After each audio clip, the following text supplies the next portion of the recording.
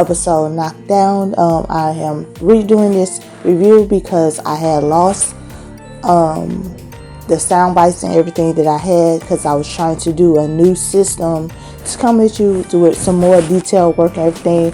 But I guess if it ain't broke, don't fix it. I guess. I don't know. But anyway, let's just get into it. So anyway, the girls are all soaking in sorrow and hurt, and it's just so cute how they just come in one by one, expressing sadness just surrounding around their relationship. They play the song All By Myself. It is so funny. It is Alice, then comes in Malika, then comes in Davia, then comes in Mariana. Then all of a sudden, here comes Callie coming in all upbeat because she's so happy and excited that she got back with Gael. If you guys don't know, real quick, Isaac broke up with, took a break from Malika. Alice says she stood up for the group, but she also broke away from the lady because she needs someone strong to support her, which she did the right thing. Mariana is torn between the group that she has betrayed because she didn't tell them that she was messing with Evan, and last but not least, Davia. Dennis told Davia not to sit and wait for him, but as she starts to talk to Matt, he comes back home and says he missed her, he wants her back, blah blah blah. So anyways, let's just go into it. First people, let's go with Davia and Matt. Davia and Matt are doing really good. Davia is so upset that Dennis is back, but she is still in love with him and everything. And she's like, why did you come back? Why are you playing my mind? This and this and that. So he was like, I don't know. And he just missed her and this and that. So while she is contemplating, she still, even though she is mad, she still is telling him she's going to take the time to go see what she wants to do. So it's so cute. They show the memories of them. I'm like, oh, I forgot, because I was not rooting for Dennis. I was rooting for Matt and in his pursuit. But then when they show those memories of how they got together, how it was inspiration to each other, I was like, oh, so they got together. It was so cool. And she decided that she wanted to be with him and she wanted to take a chance. But you know what ends up happening? He spills his guts about him already knowing that it's going to be awkward because she works with Matt. And then she's like, how do you know that? And did you really come home for me, or did you come home because I'm with somebody? So she decides to try to make it work with Matt. And she's being honest with Matt that she still has feelings for Dennis. So what do you guys think about that? Let's just go into I guess we can go into Alice and Malika because their stories tied in with each other. So Alice has finally stood up for the group, everything like I said, for the diversity group, and is really, if you saw my preview, I was like, she really took a stand. She's slowly getting stronger and stronger by the day. But because she usually have people walk over her and everything, so she says that since the girl that she's trying to pursue did not try to come and help her, then she needs somebody strong with her because she took a stand for once in her life and everything. So she's upset about that, and she feel like that's like the wrong decision. So she's sulking at her and Malika together. So now Malika, her part, she's upset that she even opened the idea to Isaac, and once she found out that Isaac doesn't like, she dropped Deontay and everything. So she's sulking because she's like, Deontay, just because she wanted Deontay and Isaac together, and it just feels like she did the wrong thing. And you did, girl, because Isaac is a really good guy. He's a keeper and everything. Okay. So anyways, we see that they get high and everything is so cute. How together they go through their little ups and downs of euphoria, of like thinking like, oh, they deserve pain and this and that. They even use a dead bird as a symbol of their grief and everything. God, this is how things should be.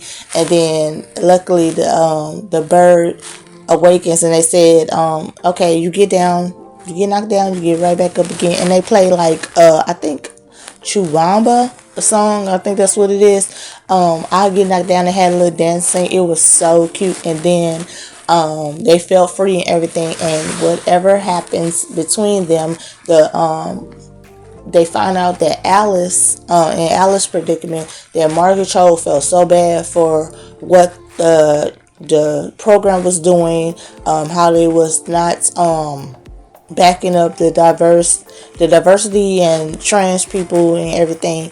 And so she decides to take over, and the media took over, and so they end up firing Scott, that's his name, and Alice is back in the program.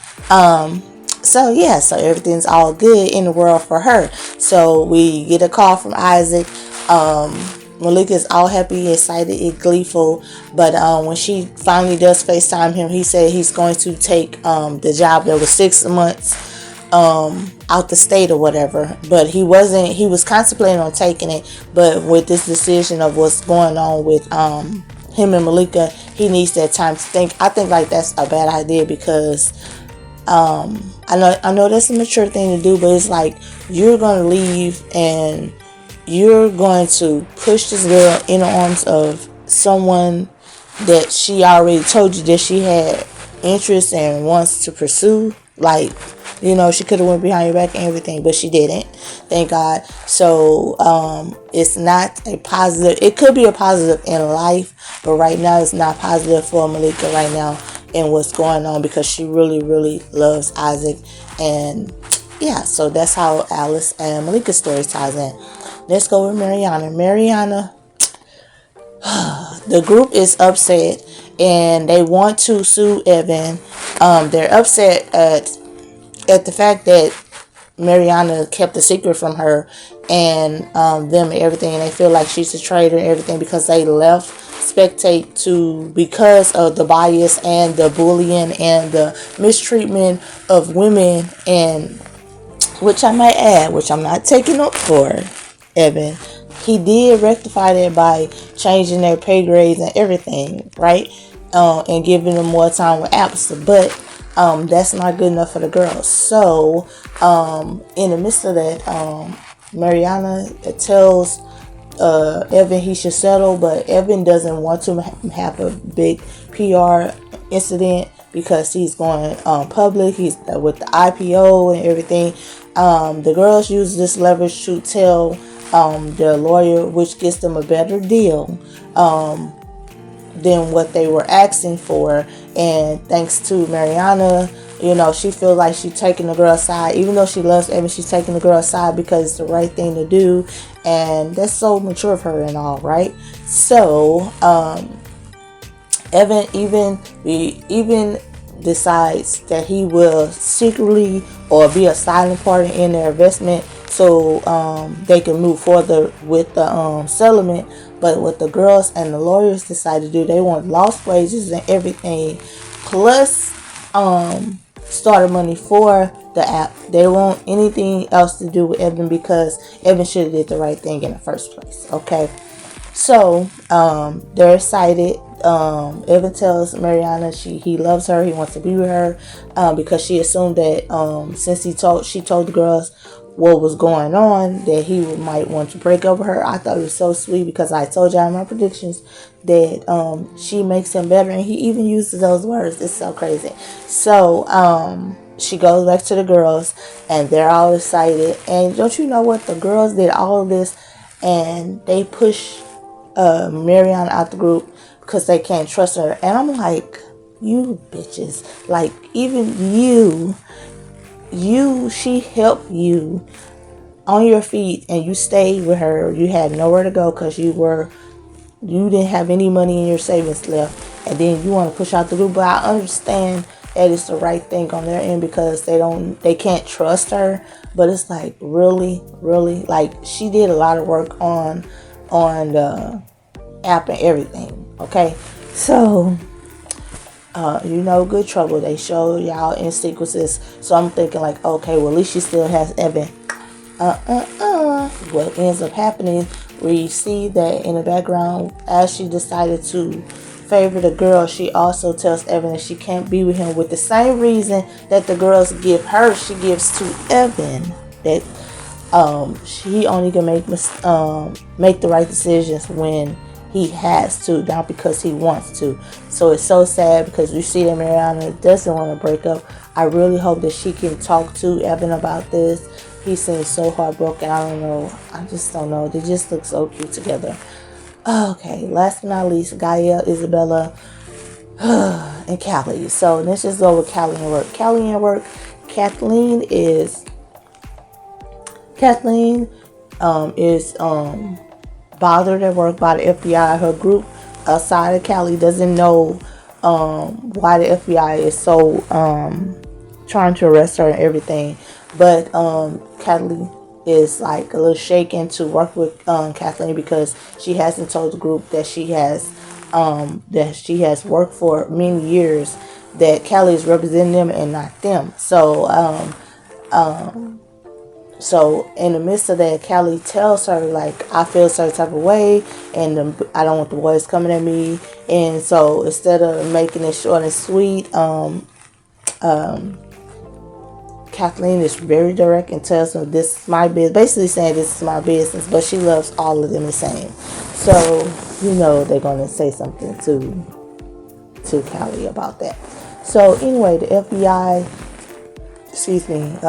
says that Kathleen is dirty and everything, and she has some interest in knowing what's going on with the wife. Kathleen tells Callie that the only thing that she knows about the wife is that she needs to back from the scenes because they have a common interest in what's going on with a lawsuit and everything. But the FBI people have a side where they say that they have someone that heard her or heard him, Tony, the client of Kathleen's, that we need to get rid of the wife. But Kathleen pleads the fifth to her, basically, for real, and tells Callie that if she want to ask her anything, she can trust her and everything, because Callie was doubting it and everything. So because she also found out through the FBI that the client that they have right now, the young college student accused of murder, is a relative of Tony's, and it's like a conflict of interest. Like, seriously, that's on my part, I'm saying that. But that's when Callie wants her to be honest. So that's the round around that. Isabella and Gael are at the doctor's office. We see in between scenes of him and Callie talking about the baby, and even in my prediction I said, is the baby even his or whatever. So while they're at